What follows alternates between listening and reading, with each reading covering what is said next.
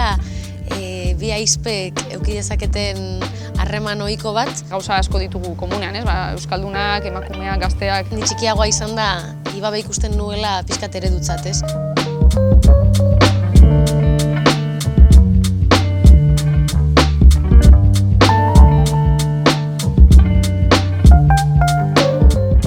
Azkenean biak joaten ginen euskal dantzara, txistura, bertso eskolara, baletera, gauza pila batetan gointzibitzen genuen eta ez ginen konturatzen. Hori konpartitu alizatea zure aizparekin eta are gehiago eszenatoki batean, niretzako da maravilloso.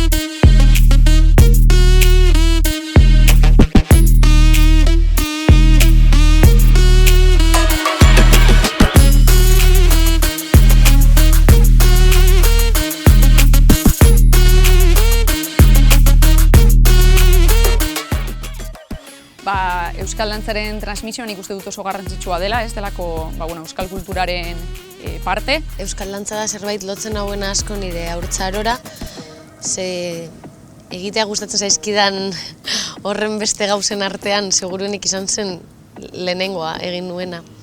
Nire amak egiten du euskal dantza, nire aizpak egiten du euskal dantza, lotu dut asko nire familian dauden emakumeekin. Ez dela ari galtzen, guztiz kontrakoa, ez? Gero eta jende gehiagok parte hartzen duela, edo ikasten dituela euskal dantzak.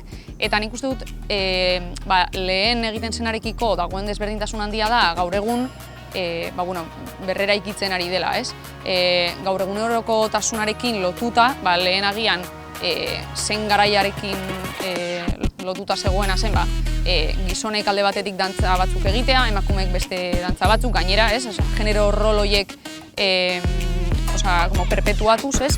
Eta gaur egun, nik uste dut gazteetatik ateratzen ari dena dela horrekin guztiarekin apurtzea.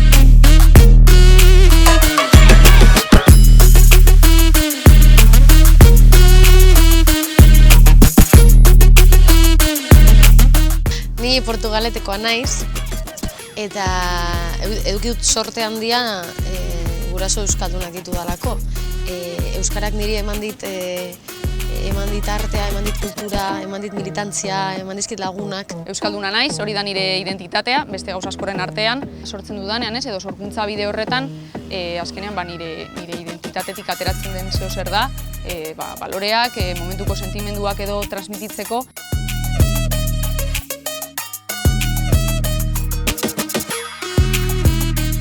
Oso garrantzitsua nik egiten dudana euskaraz egitea, niretzako delako autu politiko bat, eta iruditzen zaidalako horrela izan behar dela, ez?